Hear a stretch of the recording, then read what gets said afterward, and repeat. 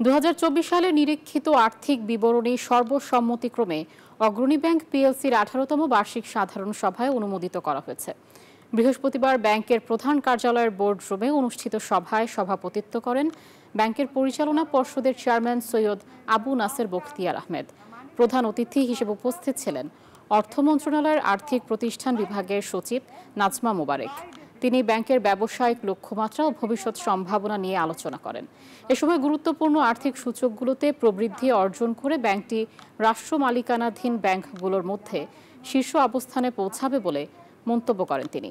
ব্যাংকের চেয়ারম্যান সৈয়দ আবু নাসের বখতিয়ার আহমেদ 2024 সালের নিরীক্ষিত আর্থিক বিবরণীর বিভিন্ন দিক তুলে ধরে সন্তোষ প্রকাশ করেন।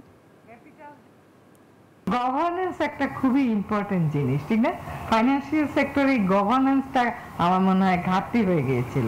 এখন দেখেন অনেক ব্যাংক কিন্তু ডিপোজিট বাড়ছে, এমনিতেই বাড়ছে।